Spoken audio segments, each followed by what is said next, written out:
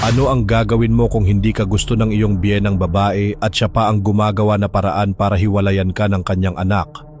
Binubugaw pa nito ang anak sa mga anak ng kanyang mga amiga at okay lang sa kanya na may ibang lalaking matulog sa kwarto niyong mag-asawa habang wala ka?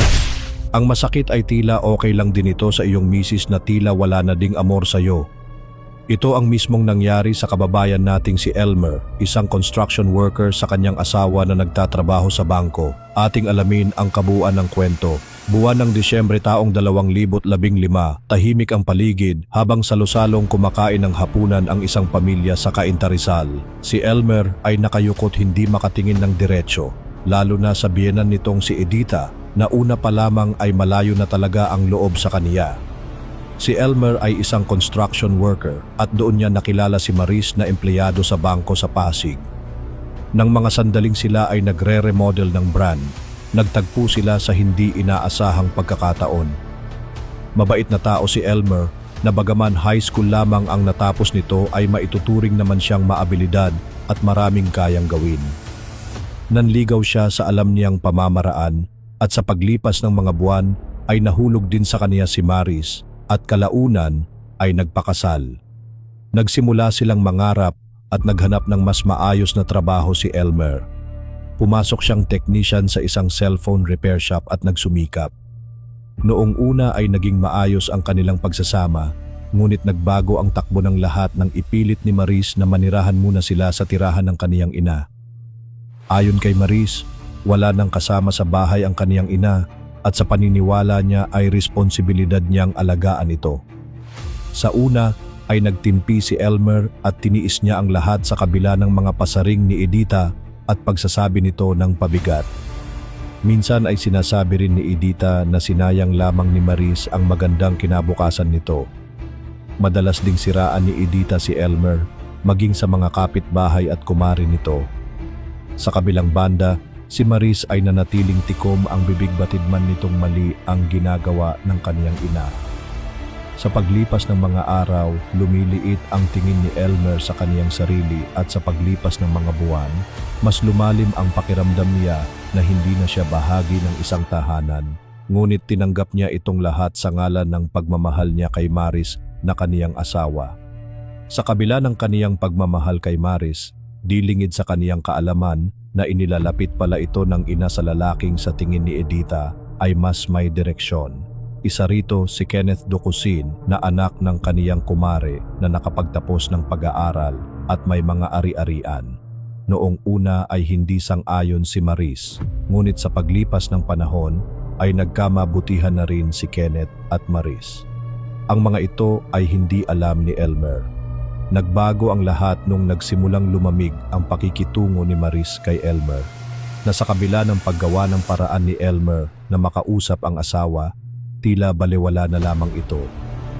Tumakbo sa isip ni Elmer ang mga hinala dahilan kung bakit isang hapon ay naghintay siya sa labas ng bangko kung saan nagtatrabaho ang kaniyang asawa. Ilang saglit lamang ay may pumaradang itim na sedan at doon sumakay si Marise. Nakita niya ang lalaking hindi pamilyar sa kanya. Nang mga sandaling iyon, nagdesisyon siyang sundan ang sasakyan ngunit hindi siya nagtagumpay. Naging malinaw sa kanya ang pagtataksil ng kaniyang asawa. Hindi siya pinatutulog ng kaniyang nalaman at ayaw man niyang mag-isip. Malinaw ang nasaksihan niya at wala siyang narinig ni isang paliwanag sa asawa.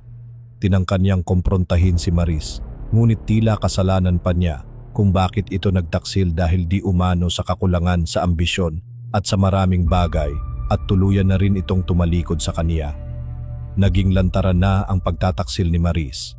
Si Edita naman ay naging lantaran din ang pamumuno at pag-iinsulto kay Elmer. Tila wala ng lugar si Elmer sa bahay na tinutuluyan niya. Walang nakapansin sa bigat ng dinadala niya.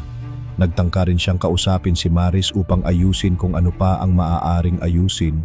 Ngunit tinanggihan siyang muli ni Maris at nang gabi ring iyon ay tuluyan siyang pinalayas at kahit may karapatan man siyang lumaban ay pinili pa rin niyang matiwasay na umalis. Matapos ang insidenteng iyon, hindi na siya bumalik. Dala niya ang lumang bag at ilang mga damit at ang buong akala ni na Maris at Edita ay tuluyan na itong bumalik sa Dumaguete. Ngunit ang totoo ay nakituloy siya sa kaniyang kakilala sa Maynila. Minsan siyang nakikitulog sa barracks. Tila mas lalong nawalan ng direksyon ang kaniyang buhay at tanging bigat ng kalooban ang kaniyang pasan-pasan. Hindi siya umalis sa bahay ng mag-ina para umiwas. Ang totoo, umalis siya dahil hindi na niya nais pang marinig ng paulit-ulit siyang pinarurusahan kahit pa man wala siyang maisip na kasalanan maliban sa katotohanang hindi siya nakapagtapos sa pag-aaral. Habang patuloy siyang nananahimik, mas naging lantad din ang relasyon ni Maris at Kenneth. Ayon pa sa kaniyang kaibigan, dumadalas na rin ang pagdaan ng sasakyan ng lalaki sa bahay ni Maris at may mga gabing doon na rin ito natutulog. Hindi na bago ang nararamdaman niyang sakit at sa paglipas ng mga panahon ay umusbong na rin ang galit. Sa kaniyang pag-iisa ay napagtanto niya kung gaano siya nagpakatanga at kung paanong nilunok niya ang masasakit na salita upang maprotektahan ang kanilang pagsasama. May bahagi sa kaniya na nais na tanggapin na lamang ang mga pangyayari at magpakumbaba, ngunit hindi rin mawala ang galit na nararamdaman niya. Binabagabag siya ng kaniyang mga iniisip kaya naman para sa kaniyang pananahimik ay isang plano ang binuo niya. Inalam niya kung anong oras umuuwi si Maris at kung anong oras nagtutungo roon si Kenneth. Batid niya ang mga pasikot-sikot sa lugar at noong Nobyembre, taong 2016, tahimik siyang nagmamasid. Inabot ng gabi si Edita sa labas at si Maris naman ay maagang umuwi. Bandang 8:00 ng gabi, dumating ang kotse at pumasok sa loob ang lalaking nagmamay-ari nito. Suot ang itim na jacket, naglakad si Elmer papasok sa nasabing bahay. Tahimik siya at alam niya ang pasikot-sikot, kabilang na ang silid na kanilang tinutulugan noon ni Maris sa ikalawang palapag. Tahimik siyang naglalakad habang pinakikinggan ang mga langit-ngit at ungol na mas lalong nagpatindi ng kaniyang galit.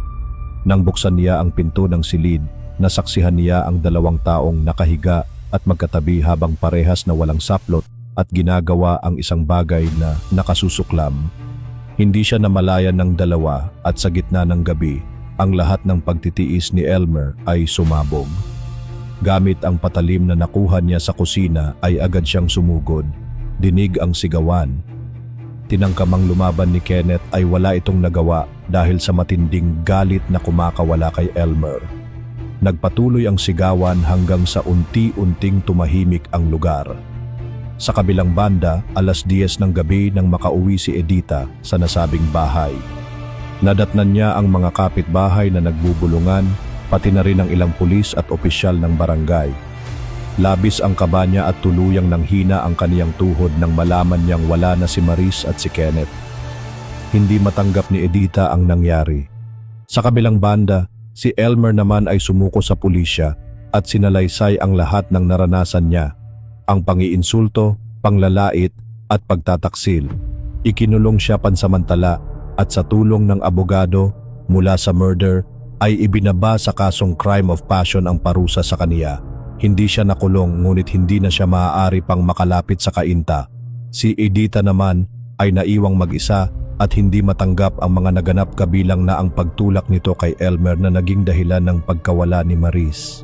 Si Elmer naman, dala ang kaniyang mga gamit ay bumalik sa Dumaguete at doon ay namuhay ng tahimik at mapayapa.